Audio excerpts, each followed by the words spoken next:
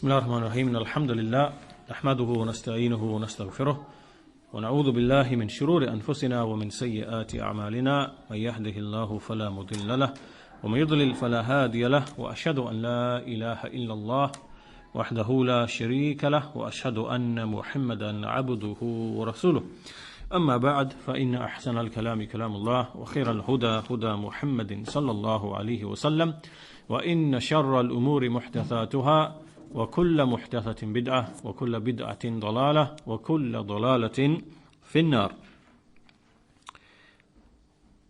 Today's lesson we start a new section.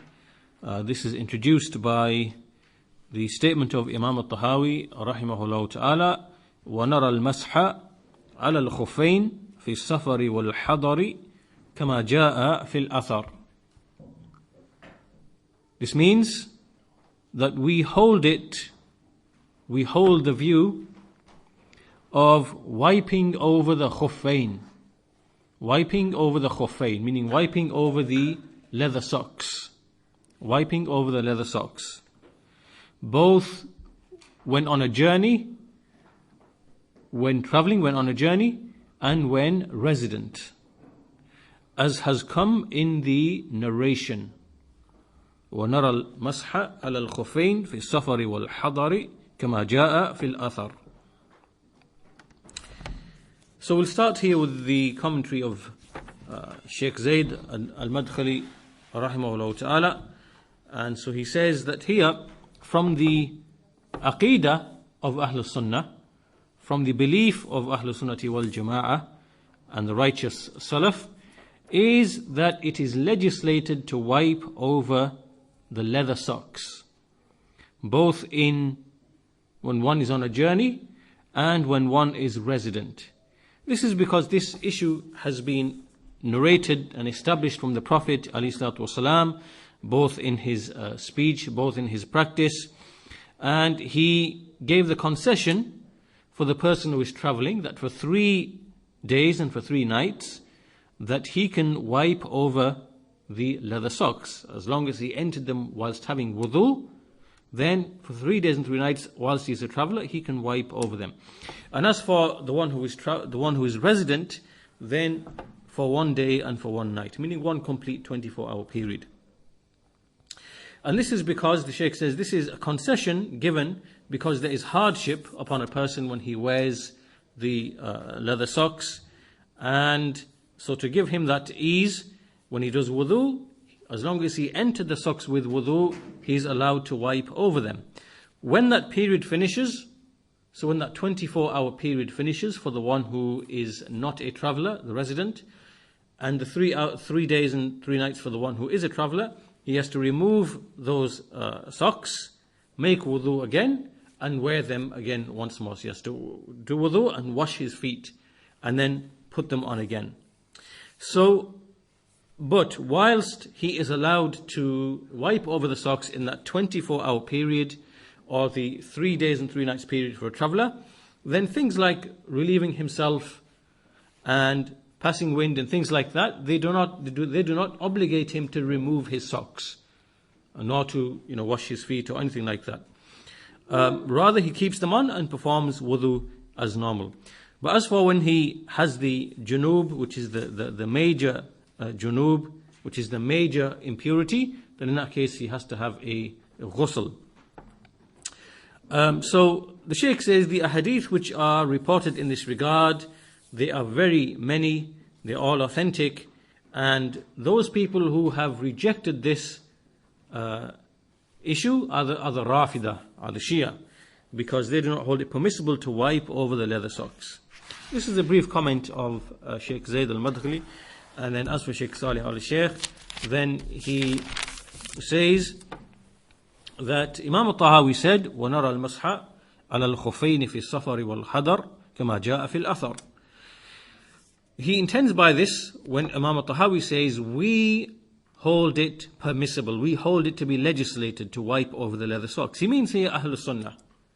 When he says we, he means Ahlul Sunnah wal Jama'ah, those people who follow the hadith and athar, and their qualities is that they don't use logic and they don't use rational, ideas, nor do they use analogies. When it comes to understanding their religion, it is not based upon the intellect for them. It is not based upon logic, analogies, things of this nature. Rather, for them, if anything is established from the Messenger of Allah, ﷺ, and likewise from the Sahaba, then this is sufficient. And from their methodology is that whatever has come in the Quran is the truth.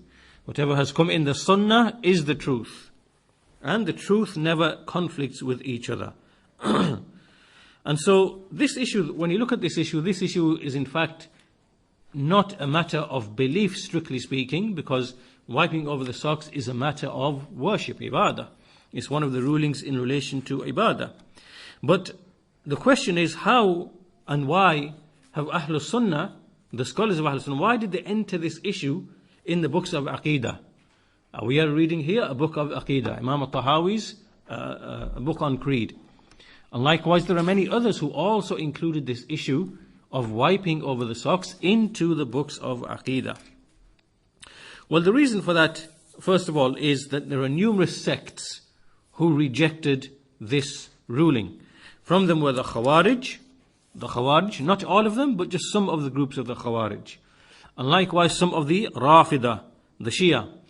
And besides them too, there were some other people as well.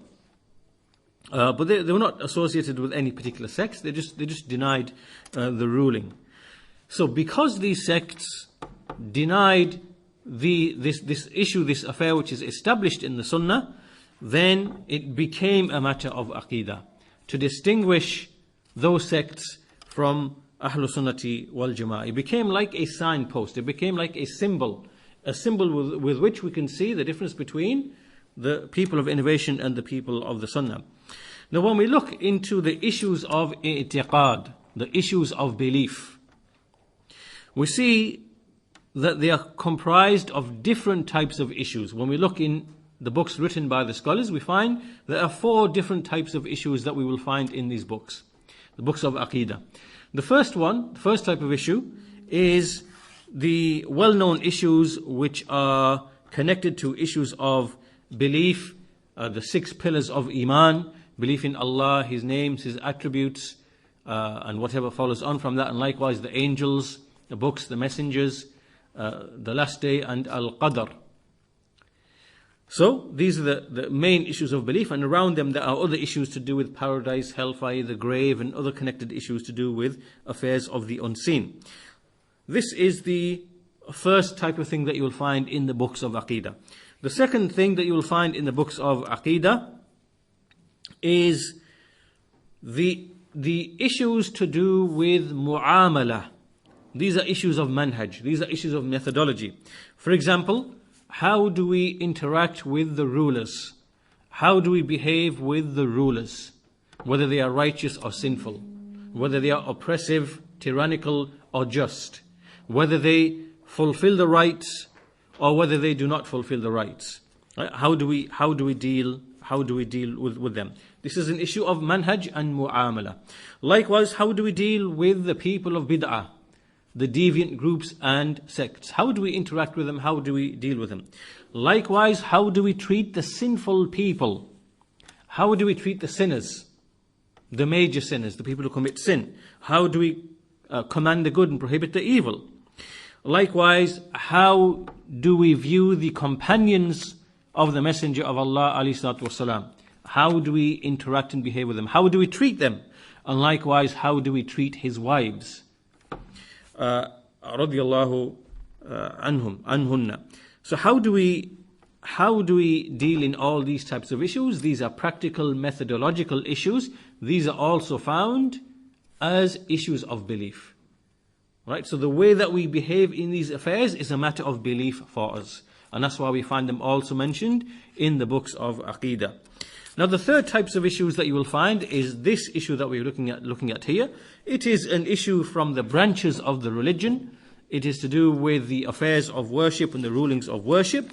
However, it became a symbol and a signpost for the people of the Sunnah in opposition to the people of bid'ah. And for that reason, they included it amongst the works of belief, because it is something which is a distinguishing issue between them and the people of Bid'ah. This is the third issue. And the fourth issue that you find is things connected to just the way of Ahlul Sunnah, their manners and their qualities and their attributes, and how they are devoted to worship, and how they perform righteous actions, and how they make abstinence from the world, from the dunya, how they are pious, and how they make da'wah to Allah, how they are benevolent to the creation, they have good manners, how they are humble. All these kind of traits and qualities that you find, that some of the scholars, they include some of these affairs in the books of belief. So these are the four types of issues. And this issue here is of the third type, the issue of wiping over the socks, and they included this in the books of Aqeedah. So now with this brief introduction, there are a number of points that are mentioned here. First point is that he said, وَنَرَى الْمَسْحَ عَلَى الْخُفَيْنِ. He said that we hold, we believe, we hold. When he says we, it does not mean this is a personal opinion. It does not mean that we hold the opinion. He's obviously saying that we believe and we hold, meaning on the basis of evidence. Evidence from the Quran, evidence from the Sunnah, evidence from Ijma'. And evidences can be of numerous types. It can be from the Quran, it can be from the Sunnah, it can be from the consensus, from the Ijma'. It can be with the use of analogy, making the use of analogy from existing rulings and existing texts. So when he says وَنَرَى الْمَسْحَ عَلَى الْخُفَيْنِ, then he means we do so on the basis of belief. We hold so on the basis of belief. And when he says we, he is speaking about Ahlul Sunnah in opposition to the people of Bid'ah, like the Khawarij and like the Rafidah. The second issue is that the evidence for this, wiping over the leather socks, is mutawatir. Mutawatir, meaning it is reported by a very large number of companions and then successively transmitted thereafter to the rest of the ummah. This is the meaning of mutawatir, being reported by in a very large scale way. Now, the scholars mentioned that there are roughly 80 or so companions who have narrated this. This is a huge number of companions who narrated this issue of wiping over the leather socks, and then they conveyed it and passed it on to the rest of the ummah. Now here, when we say the khufayn, we are speaking about the leather socks. The leather socks. And there are evidences likewise from the Sahaba for wiping over the normal socks. The socks which are made out of, wool or cotton, or, the normal types of socks which are worn. These are known as al-jawarib. Al-jawarib. Jawraba al-jawarib. And the khufayn, this is referring to the leather socks. So there's evidence that the Sahaba would wipe over the normal socks as well. And many of the scholars, they affirm this, that it is permissible to wipe over the normal types of socks. But that which is mutawatir, the mutawatir aspect is in relation to the leather socks specifically. That which has been rated in such a wide, large-scale transmission. So as for the evidences, the hadith of the Prophet ﷺ, he said, the one who is resident, يمسح المقيم يوما وليلة ويمسح المسافر ثلاثة أيام بلياليهن. That the one who is resident, he wipes for a day and a night, and the one who is travelling, then for 3 days and 3 nights.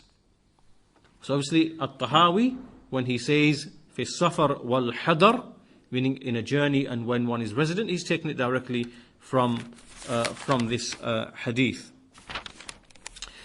Then there's also the ayah in the Quran, which some of the scholars use as evidence for wiping over the socks. The famous ayah that is to do with wudu. In Surah Al-Ma'idah, Surah 5, verse number 6, Allah subhanahu wa ta'ala says, يَا أَيُّهَا الَّذِينَ آمَنُوا إِذَا قُمْتُمْ إِلَى الصَّلَاةِ فَاغْسِلُوا وُجُوهَكُمْ وَأَيْدِيَكُمْ إِلَى الْمَرَافِقِ وَامْسَحُوا بِرُؤُوسِكُمْ وَأَرْجُلَكُمْ إِلَى الْكَعْبَيْنِ. O you who believe, when you stand to perform the prayer, then wash your faces and your hands wash your faces and your hands to the joints, and then wipe your heads and your feet to the ankles. So here the word wipe has been used. Wipe. وَامْسَحُوا بِرُؤُوسِكُمْ وَأَرْجُلَكُمْ إِلَى الْكَعْبَيْنِ. Now there's a technical issue here mentioned about the interpretation of this verse when it mentions the feet. And this is really a grammatical issue and an issue to do with the different types of reading in the Quran. We can read it in two ways: وَأَرْجُلَكُمْ and وَأَرْجُلِكُمْ. There's two ways you can read this word, and depending on which way you read it, the meaning is either wash your feet or wipe your feet. Right? Both of these meanings can be found in the ayah, depending on how you recite that word, and you can recite it in both ways: arjulakum or arjulikum. Now, there is a technical issue. We won't go into it in too much detail, but this is one of the evidences used by some of the scholars to say and to establish the permissibility of wiping over the leather socks. So we won't delve on that too much. Sufficient it is for us to know that that is the ayah which some of the scholars use in addition to what is found in the Sunnah. The next issue, the final issue, is again connected to the previous point, which is that the Shaykh is really just mentioning the Shaykh is really saying that some of the other scholars do not agree with that interpretation of the verse. They say that interpretation of the verse, because it mentions up to the ankles, then this cannot be in reference to the wiping. Right? Because the ayah, when you look at the ayah, it says, وَامْسَحُوا بِرُؤُوسِكُمْ وَأَرْجُلَكُمْ إِلَى الْكَعْبَيْنِ, to the ankles. And we know that wiping, when you wipe the socks, it is not necessary to go up to the ankles. Rather, you just wipe on the top part of the feet. So that's just some of the scholars say that this use of evidence from this ayah is not actually correct. So that concludes our discussion of the wiping over the socks. The key thing to take from this is that in some unique situations, the scholars and imams of the Salaf, they included them in the books of Aqeedah, even though there were issues of fiqh. And from that we understand that numerous types of issues can be included into the books of Aqeedah, on top of the issues of creed, on top of the issues of methodology. Sometimes they include issues of fiqh when they become symbols and signposts that indicate the difference between sunnah and bid'ah, people of the sunnah and people of bid'ah. And likewise issues to do with manners and just behavior and suluk, and so on and so forth. This takes us now to the next statement of Imam al-Tahawi, rahimahullah ta'ala, and he says, وَالْحَجُّ وَالْجِهَادُ مَاضِيَّانِ مَعَ أُولِي الْأَمْرِ مِنَ الْمُسْلِمِينَ بَرِّهِمْ وَفَاجِرِهِمْ إِلَى قِيَامِ السَّاعَةِ لَا يُبْطِلُهُمَا شَيْءٌ وَلَا يَنْقُضُهُمَا. This means Hajj, making Hajj, performing pilgrimage and performing jihad is something that is always in effect. It is something which is always in effect along with the rulers of the Muslims, behind the rulers of the Muslims, whether they are righteous or whether they are sinful, up until the establishment of the hour. Nothing will invalidate them. Nothing invalidates them, and nothing falsifies them, and nothing invalidates them. So commenting upon this, Shaykh Zayd al-Madkhali, rahimahullah ta'ala, he says that Hajj, when we look at Hajj is something is an issue which has an amir. It requires an amir, a leader, a ruler who is followed. This is in the view, in the methodology of Ahlul Sunnati wal Jama'ah. The amir of Hajj, he is either the ruler himself or someone delegated by the ruler. And what happens is that the people, they make Hajj under the leadership of this ruler, and the Hajj is performed in this way in order to protect them, the people, from transgression, and to aid them and to help them in fulfilling the rites and rituals of the Hajj. And likewise also to make easy for them the various ways and means that they use in order to complete the Hajj. Now obviously, in a modern context, this means that if you look at how Hajj is performed, the government of Saudi Arabia, the Hajj is essentially performed behind that ruler, because that ruler, or the one whom he delegates from the Ministry of Hajj and all the different bodies which are connected to Hajj, they facilitate the performance of Hajj for the people who travel from every direction. So, everything you see at Mina, at the Jamarat, at Arafat, and all of the various procedures and processes that facilitate the performance of the Hajj for the people, all of this is part and parcel, and to follow that and to obey those rules, all of this is part and parcel of performing Hajj behind the ruler of the Muslims, behind the ruler who is in charge of those affairs. So this is from the Aqeedah of the Muslim. It is from the belief of the Muslim that Hajj is performed in this way, behind a ruler who organizes the affairs. And similarly, the same is with respect to jihad. It is behind a ruler of the Muslims. It is not something which is done chaotically, as we see is done by the Khawarij, as they claim that they are performing jihad, when in reality it is fasad. It is corruption. Like these people, Al-Qaeda, ISIS, Daesh, these people, these Khawarij terrorists, these people, what they do is not jihad. Jihad is fought under a Muslim ruler who has a government, who controls and runs a nation, and all of this apparatus of government is beneath him and under his command. This is how jihad is performed. It is not done in a chaotic, group of people who just suddenly become mercenaries or, insurgents and whatever else, and they decide to, go around, and this is false. This is not from the belief of Ahlul Sunnati wal Jama'ah.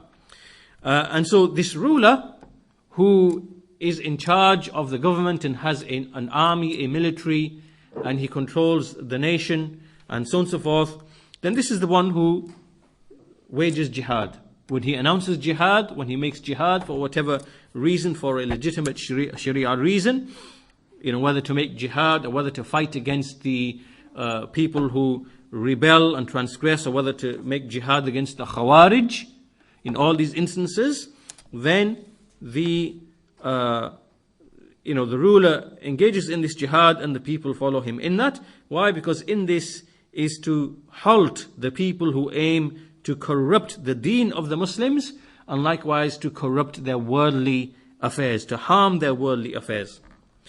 So this jihad that we are speaking of here, it is something that becomes obligatory, fardu ayn, becomes obligatory upon every single individual in 3 situations.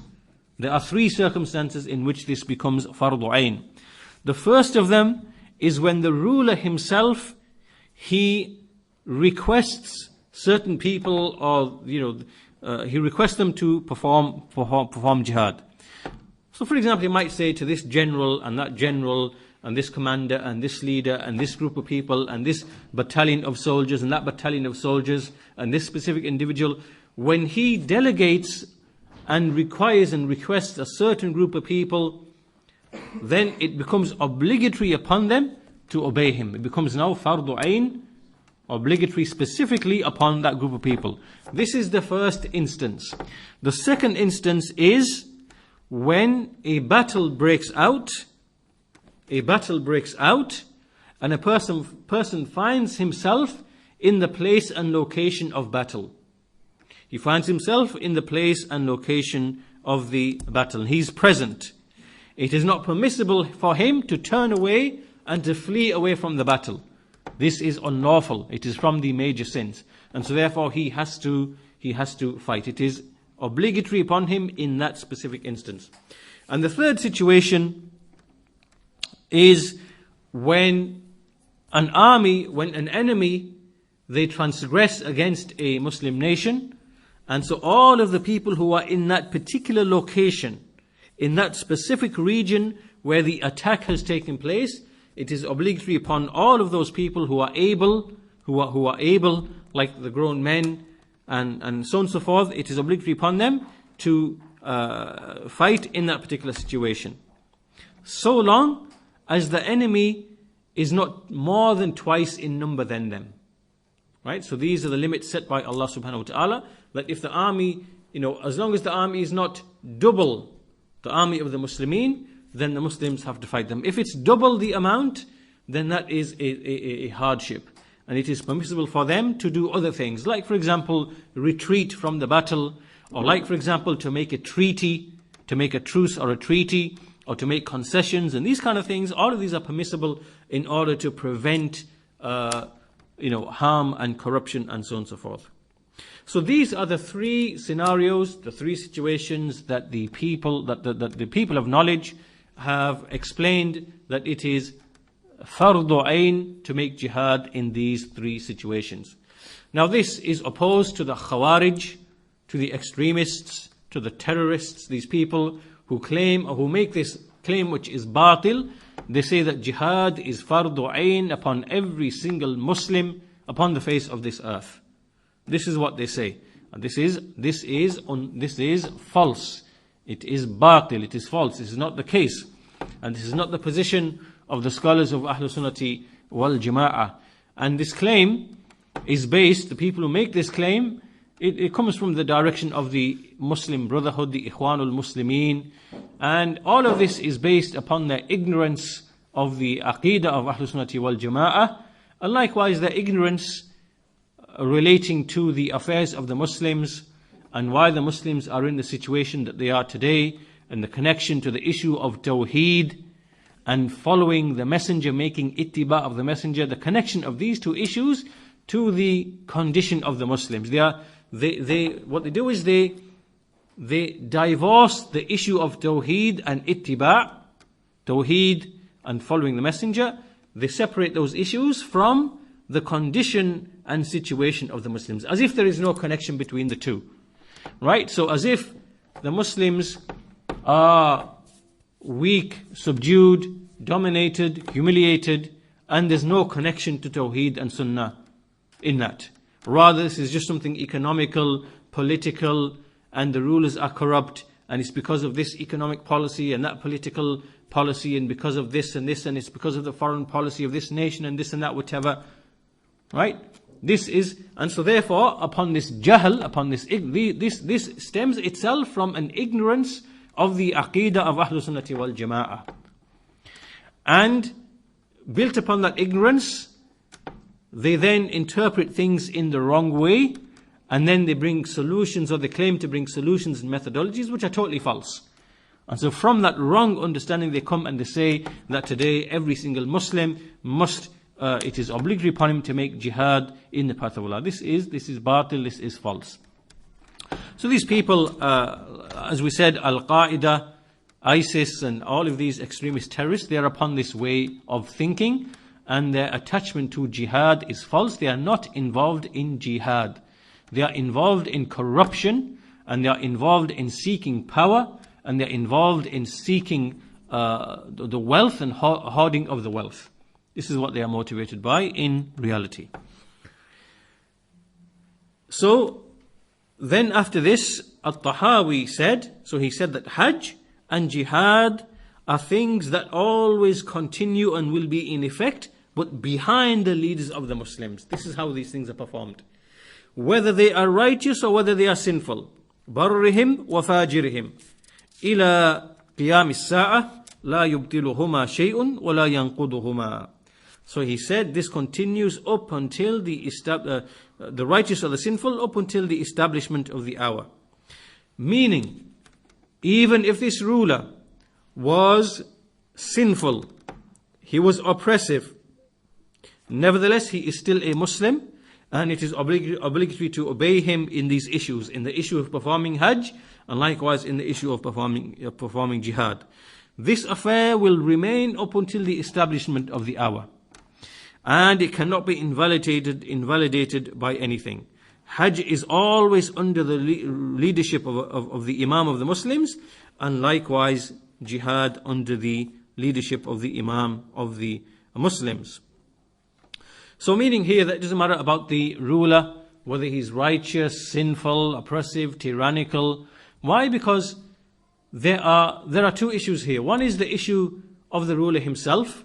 His sin, his oppression, his whatever else is limited and restricted in scope.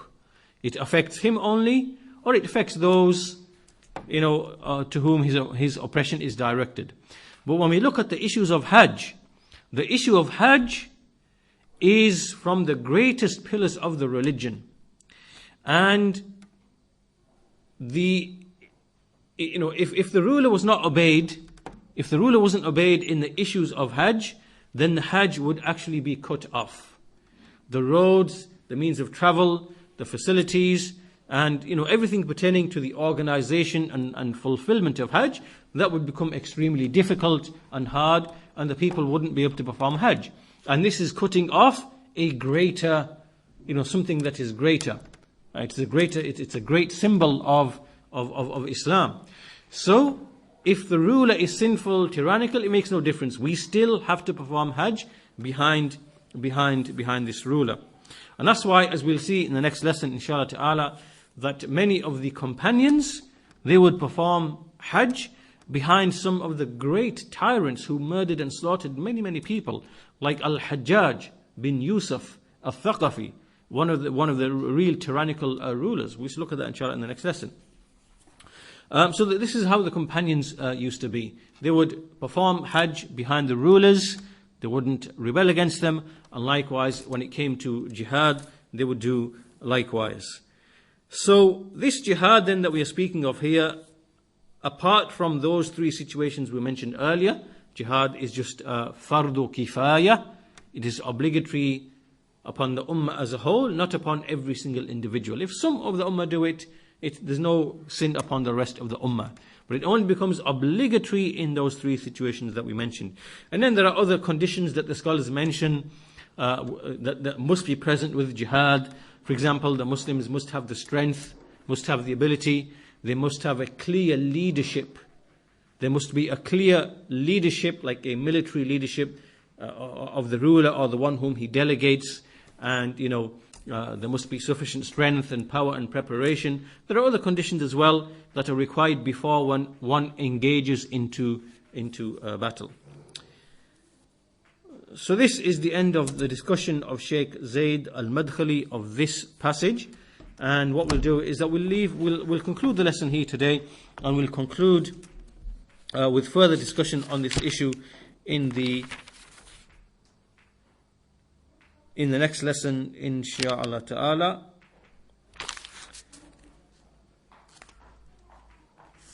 We'll conclude our lesson there today. Walhamdulillahi Rabbil Alameen. Wa sallallahu ala nabiyyina Muhammad wa ala alihi wa sahbihi ajma'een.